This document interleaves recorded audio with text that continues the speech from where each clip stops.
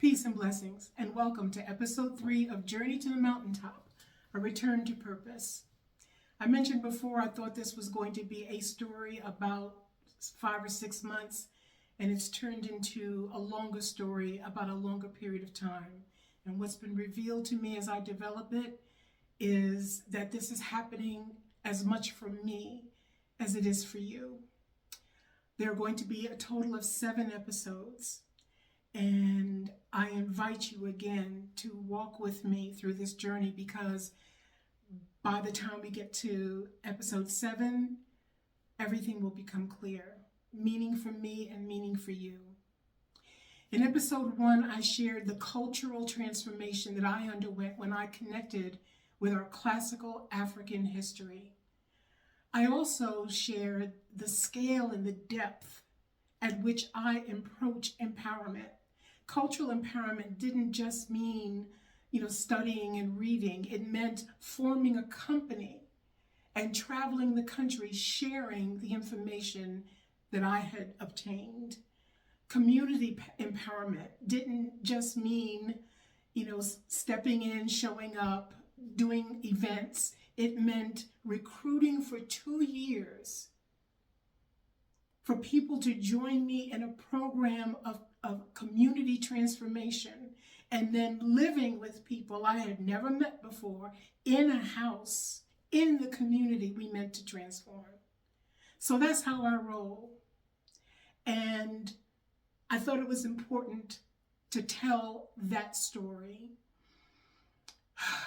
So community empowerment, cultural empowerment, and then I moved to Western Maryland, and in Cumberland, as I said in the story, things began to shift. What had just been information became understanding. I realized that our classical history didn't just give us principles to learn about ourselves as Black humans. It gave us principles by which to live as humans. So cultural empowerment became personal empowerment. Ascension Productions became my enterprises.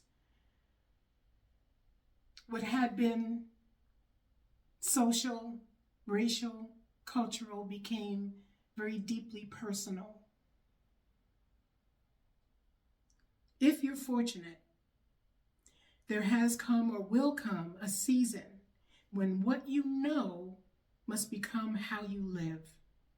My season had arrived, and life was about to test whether I could live my principles, not just personally, but purposefully, not just in my life, but in my work. So it's 2015, and I leave Cumberland to come back to Baltimore, determined to live the change I had become. Freddie Gray had died in the back of a police van, so Baltimore was in the national spotlight. And it seems just as I was awakening, America was becoming woke. Still had my radio program, and I kept telling people, stop laughing at Donald Trump. He is not funny. I have a different perspective of America than many, if not most, Black people. It started for me when I saw Eyes on the Prize. When I saw Eyes on the Prize, which isn't a video clip, it isn't a reel or a meme, it is the story of the civil rights movement. And I understood that this country is never going to see Black people as human. It is simply not possible given the reality of our presence in this country. And I knew what Donald Trump stood for. And I knew that the police force had been infiltrated for, 30 years by neo-Nazis and Klan. I knew what was coming. And sure enough, he got elected. So now cultural empowerment meant something different for me. It expanded from, self-esteem and self-knowledge literally to psycho-spiritual self-defense. So a sister friend of mine worked at an overwhelmingly white Unitarian Universalist church in Towson, and they had a Black Lives Matter event. And so I went mostly to support her because, I didn't believe that Black lives matter to anybody else but Black people. And there I experienced something that, you hear about, you see stories about white people who were involved historically in the fight for rights for Black people. I mean, you consciously know it, but on a core level, unless you know somebody doing that, it's hard to see as real. And there I was exposed to what I was aware of, what I believed existed, but I had never personally experienced. White people who seemed genuinely committed to combating racism and white supremacy. Well, racism anyway. Have you ever been required to stand face to face with something or someone, a principle, a person, an institution that you have literally defined yourself against? Am I going to be able to live the principles that I had internalized in the face of people that I had always, all my adult life, considered to be the opposition?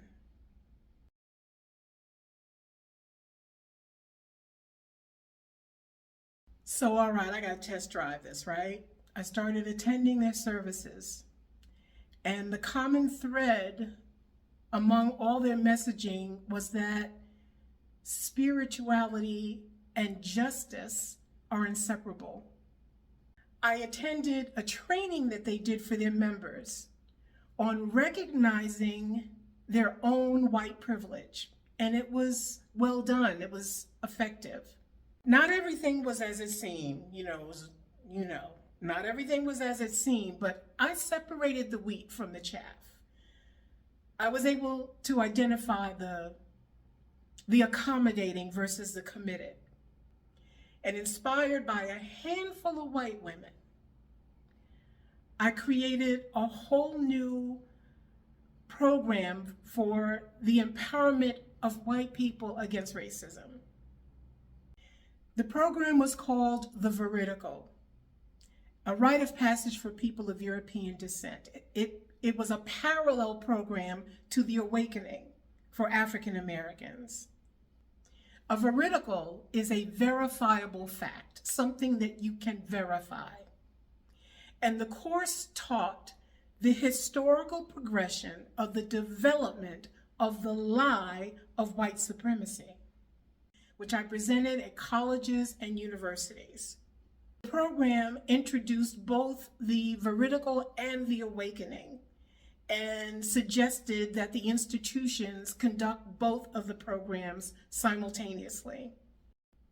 And the premise of the programs together was that racism is a mental illness, and a mental illness can be cured. It can be addressed, not in the present, not these flash in the pants, 5 minutes and we're done things, but by teaching the history that I was presenting in both programs in an institution of higher education. What you would do would be transform the factual reality for people coming through institutions who were going to be stepping into leadership in education and all other fields. And if you could transform the mentality of those people, you could transform the future. Carl Nelson live and local from 6 to 10 a.m. on 1450 WOL. Thanks for staying with us, folks. We're on for 47. But anyway, it's an open phone Friday. We will get to your calls momentarily. Just wrapping up here with empowerment specialist Eraka Rose Rundu. Now, I understand that you're going to have a discussion about racism, the good news about racism. On the surface, that sounds like an oxymoron. So help us out here. The good news about the way racism is demonstrating itself in the modern day is that it is unquestionable. We can no longer talk about this being a post-racial society.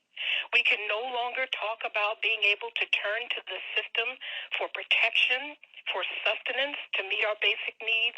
The good news is every African American capable of objective analysis is very clear where he or she stands in America today. Now, I've been doing African-centered empowerment for 30 years. And I am now expanding my empowerment services to include European Americans. This is an unprecedented time in American history when, because the reality of African Americans is being broadcast daily, there are white people of consciousness who really get it now. They're becoming conscious of the prison industrial complex, the school-to-prison pipeline. They're becoming conscious of white privilege. They're becoming conscious of what it means to be black in America. And there are good-hearted, well-intentioned white people asking real questions about racism, about white supremacy, about white privilege, and actually working toward rising above that mentality. I am working literally directly with people who understand that their privilege is at a high spiritual and moral cost. And they are willing to adjust their reality to see to it that we have equal enjoyment of life, liberty, and pursuit of happiness under the law. Now, I am an African-centered person. If this was the 1960s, I would be a gun-toting Black Panther. So for these words to be coming out of my mouth, that means that I have direct knowledge of the sincerity of a key group of people. They are in the system. They are the system. They can show up in places we can't. They can have conversations we can't. They have access to resources that we don't. Many white people, deal with it subconsciously. They really don't. They're just going through it every day. What they do, and it's white privilege, and they say they don't do it consciously. It's just a subconscious thing. How are you going to reach them? Because many of them don't know that if they're latent racist, for lack of a better term. Well, first of all, I want to address the fact that because white people live under white supremacy and have white privilege, that does not make them racist. You said it yourself. You said the word subconscious. Right. It's just the way that they see reality. It is a mentality. It is a perception of reality, and it is a learned perception of reality. That means it can be unlearned. Racism is a consciousness. Okay? You can do something, you can be socialized to do something, and it's normal to you. So we have to ask ourselves whether or not it is accurate and appropriate to accuse someone who is engaging in a behavior that they have been socialized to believe is normal, to accuse them of being racist. I want to talk about work being done by a woman named Peggy McIntosh, White Privilege, Unpacking the Invisible Knapsack. Okay? And in this is her thesis work. She lists the privileges of being white in America. And that brings it from the subconscious mind to the conscious mind. For example, she writes, I can go into a music shop and count on finding the music of my race being represented. Into a supermarket and find the staple foods which fit my cultural traditions. Into a hairdresser shop and find someone who can cut my hair. That is a subconscious enjoyment of white privilege, which, when brought to the conscious mind, helps edify and educate white people about the nature of day-to-day oppression of black people in this country, our level of disenfranchisement, that it happens when we go into the supermarket. It happens when we're looking to get our hair done. It happens when we want to go buy music that speaks to us. Do you follow? So by bringing it from the subconscious to the conscious mind, people can become conscious of it. And that is going to have a psycho-spiritual and emotional reaction. And what I'm saying is, if we stop pointing fingers and calling names and educate each other and ourselves on exactly what racism and white supremacy are, these are human-made problems. That means they can be human-solved.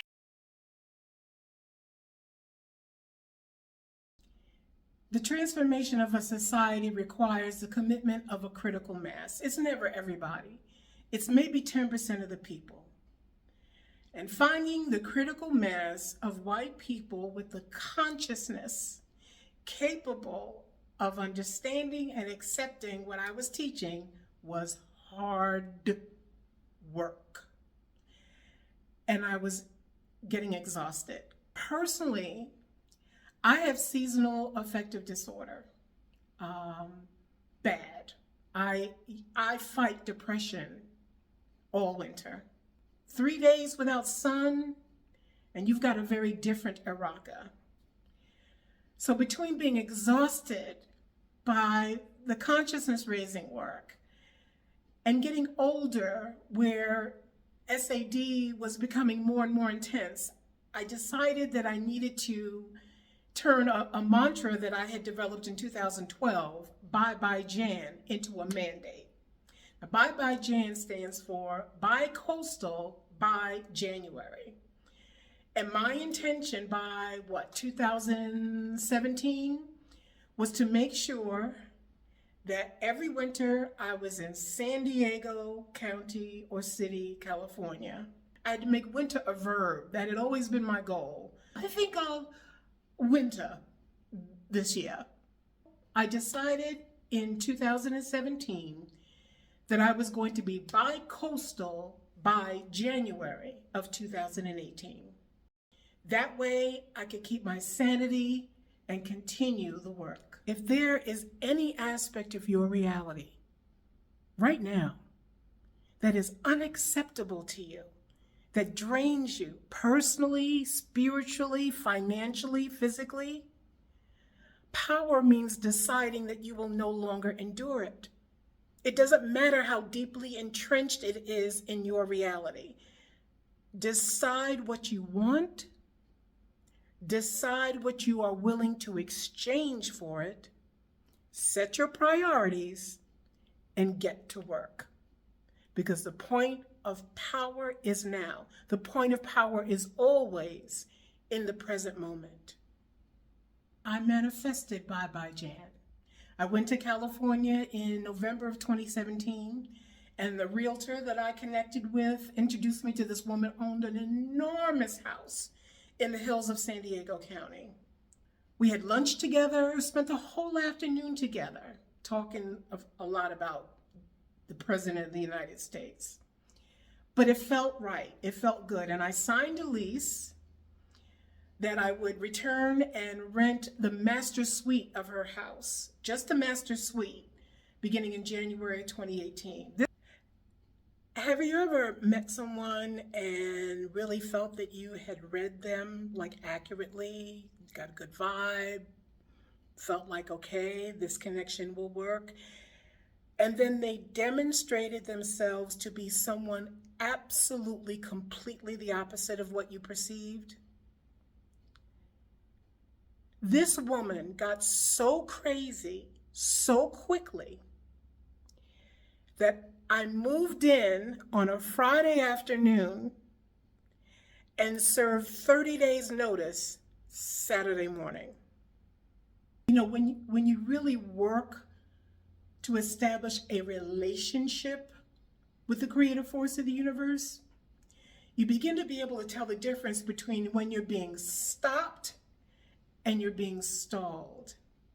And I knew this was a pause because I knew that this bi-coastal reality was for me.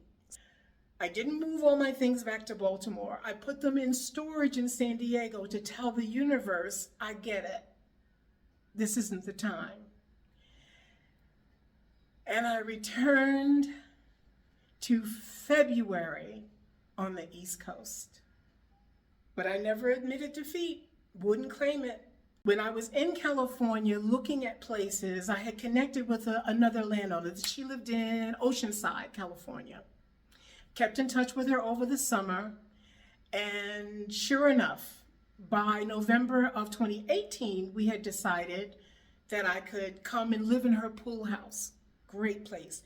Separate from the house, access to the pool, beautiful sweeping views of the mountain. It was incredible.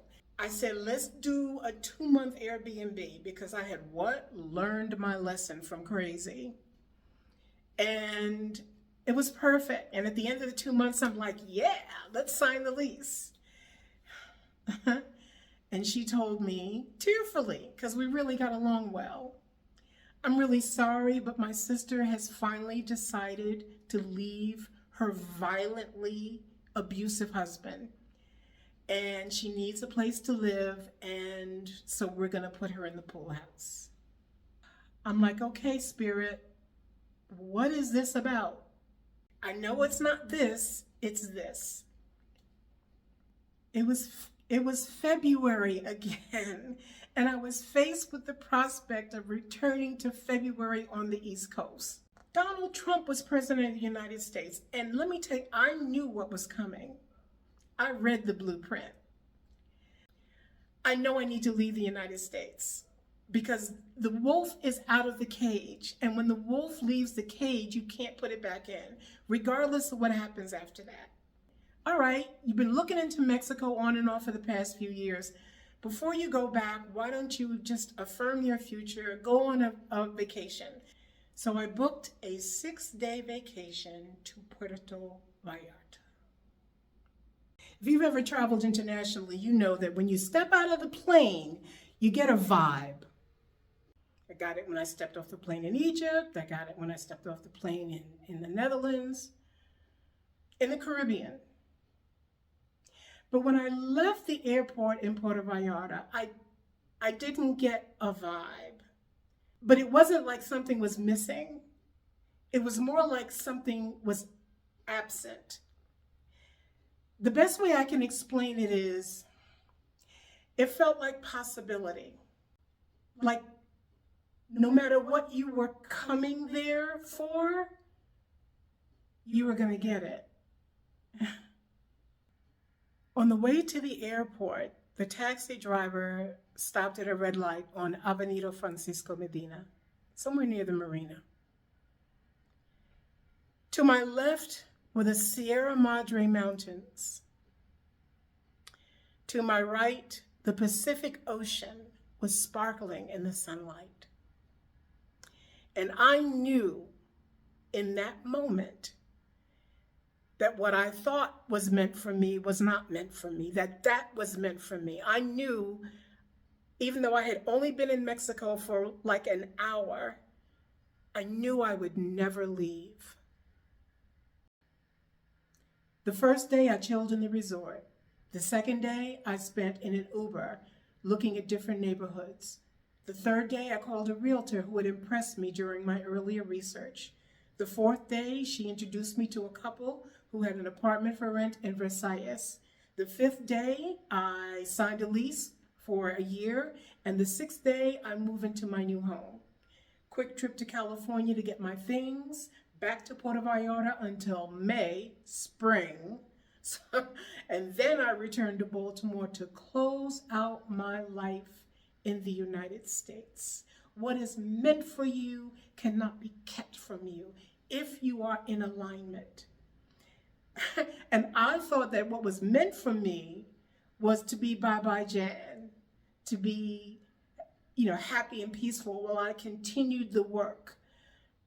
But it turns out that what was meant for me was not a respite from winter, but a respite from the work. My future retirement had become my present reality. Or so I thought. As it turns out, life in Mexico was intended to test me to a whole nother level. I had been tested in mind. I had been tested from mind to heart. And now I was going to be tested from heart to spirit. Walk with me.